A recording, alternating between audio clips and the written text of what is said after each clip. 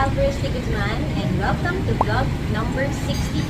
Today, ang ipipicture ko is Green Kitchen sa SM Clark. Kapunta na pala ako dito, I didn't realize, kanina lang nag-tignan ko yung menu. Kapunta na pala ako sa Green Kitchen sa may Waltermart sa San Fernando, Pampanga. Pero again, nung time na yun, hindi pa ako vlogger. So, sa bahay ko ako today, I feature tong place na to and I'm with my husband. So this is impromptu date. Bigla siyang nag-invite. So bigla rin akong nagkaroon ng vlog number 65. Tara! Kasama ko din sa mga vlogs ko yung menu para before you go to the place, you will already check out on yung nasa menu. Para maisip mo na rin kung anong kailangan mong i-order or gusto mong i-order or i-try. So check out yung menu. So check out yung mga pictures ng menu nila dito sa Green Kitchen. A few moments later. Hi babe! Ano, ito nang napili natin. Green Kitchen. Let's go inside. And Green Kitchen. Let's check it out.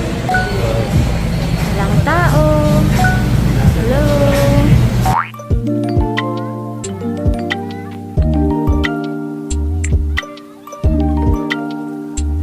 Hello kuya, mag-vlog ako. Hello. Ano name mo? Yes po, ma'am. Hello kuya. Mamaya bigay ko yung channel ko sa'yo. Hello. Hi. Hey babe, ano na yung mga napili mo dyan? Hindi, pinifigure out ko pa yung menu nila. Kasi parang halo-halo. So, Sige, i-figure out. Meanwhile, Hello. So today we are here at Green Kitchen at SM SM Clark. Naguluhan na po yun. SM Clark. Yeah. Hindi na alam ko na saan. So, this is vlog number 65. This was recommended to me by my friend, Ardee. Yan, nakasama ko sa mga iba't ibang vlog. So, go check out our vlog and check out our vlog store. Mag-order mo na.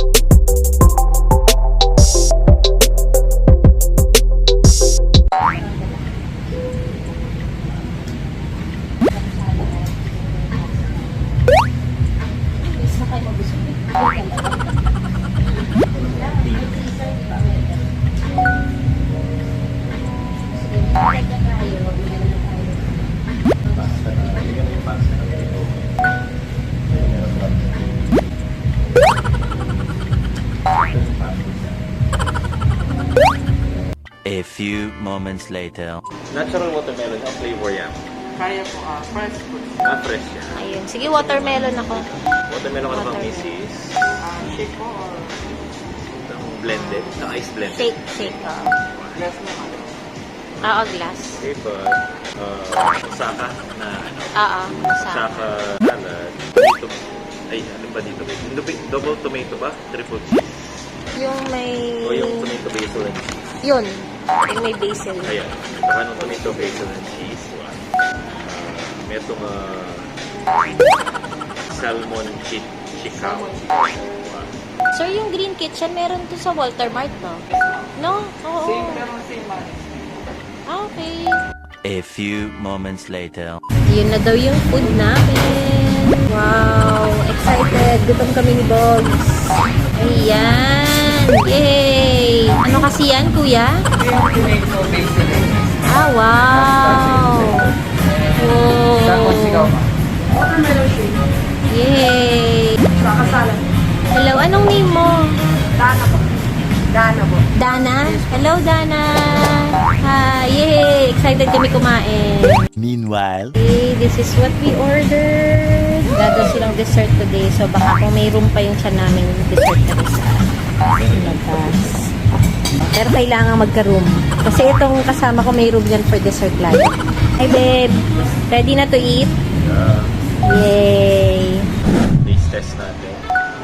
Ito yung, ano ba to?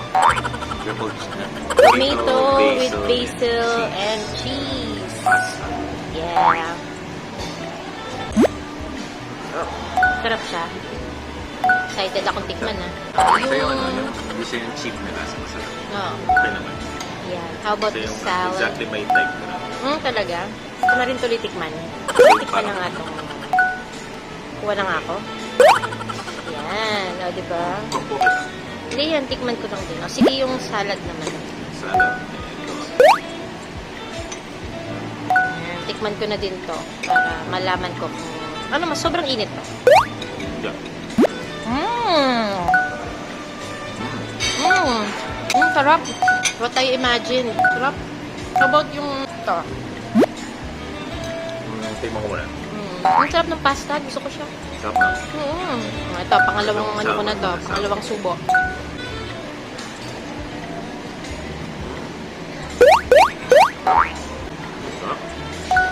a few moments later. So, ito na nga yung nangyari sa mga food.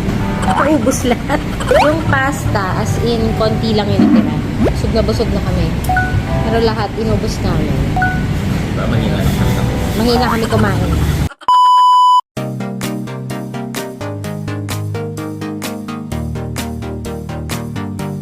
Hello!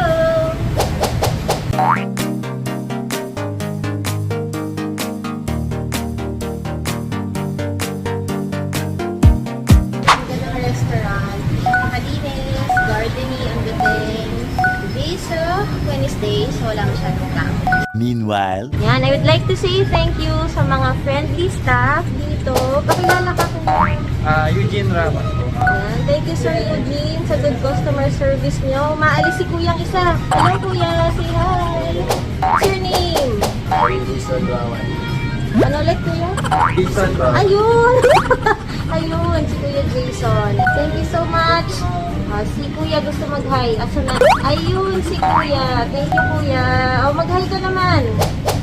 Ayan. Anong name mo, Kuya? Ninyo, ma'am. Yan si Sir Ninyo. Ayan. Thank you so much. And bibigay ko yung channel sa kanila para they can watch it kasi lalabas na to next week. Ayan. Tapos na kaming kumain. Next week kasama ko si Babe. Sana yung magre-review. So, 4 categories. Una, so ito yung masasagutin mo, Babe. Una, location. What did you say about the location? The cleanliness of the place. Third is their customer service. And fourth, which is, I think, pinaka-importante, syempre gusto ng tao malaman, yung food. So, naubos namin lahat ng food. Masarap, kaya sobrang naubos. Sobrang naubos na rin kaya after maubos, sobrang pa. So, I'll ask Dave kung ano yung score niya. Hindi na score. Ano yung review niya? Para naman mas clear ang pag-review, I decided to categorize it for the bagay. First would be location. Second is the cleanliness of the location or the restaurant. Third is their customer service. And fourth would be the food itself. Ayan. So start with the location there. Location. Nasa Clark sila very accessible. And marami kang options na pwede kung mapadaan kayo dito. It's very accessible. I mean, nasa around Clark area. SM. And ang gusto ko, lagi ko talaga kino-consider yung parking. This mall has so many parking spaces, so okay siya. And if you park here, there's a flat rate of 20 pesos. So kahit mag-stay ka ng buong araw, kung the time na nagbukas yung mall, labas na lang, it's still 20 pesos. So good location has the cleanliness of the place. Wellness. Maganda. Aside from napaka-aesthetic. Maganda yung place. Malinis, organized. Siguro 4 out of 5. In terms of cleanliness and presentation. Ang maganda yung pa-effect siya. Kasi yung kitchen, yung design niya, dito, Gardening. gardening. Para sa outdoor scene. Oo, na kahit nasa loob ka ng mall, meron pa lang din yung Green. Customer Customer service. service ako sa Pilipinas. Customer service. The service for mobile. Mobile naman yung status ko. So, they just did their job. They did their job well. Service yung food naman, mabilis yung mapas. Na-serve ka agad. So, yun. Good customer service talaga dito. And last is yung food. Yung pinaka-importante sa lahat. Ano masasabi mo sa food? 5 out of 5. Value for money.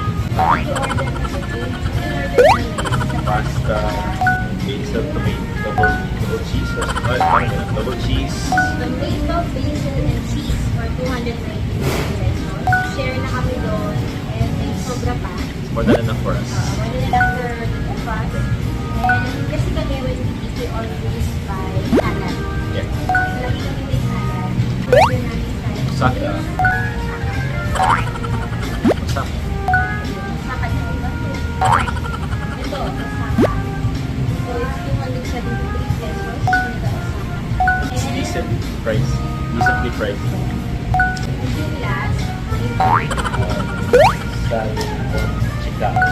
Signature combination na Salmon Chicao, short for salmon, chicken, and cow. yes, meron siyang combination of beef, salmon, and chicken. Yes. Masarap. I like it. Masarap siya. Sa sweet side, very savory. Sweet, savory. Masarap. With rice na siya. Gusto nila ko ng watermelon. Okay siya kasi fresh siya. Natural. Hindi siya yung Syrup flavor lang. Natural fruit siya, blended. And thank you kay Babe kasi this was not planned. So it was texted me this afternoon kung nasa labas daw ako. Pero hindi sa bahay ako kung nagpupunta sa bahay. So ayun, lumabas kami. We had time to eat out and spend time together. Thank you kay Babe and stay tuned po kayo sa mga iba pa namin nakalinan kasi dito sa Angeles yung pinasarap talaga tumila dito kasi maraming pwedeng punta. Very accessible also. Yeah, so that's it. Thank you, Vincent. Meanwhile,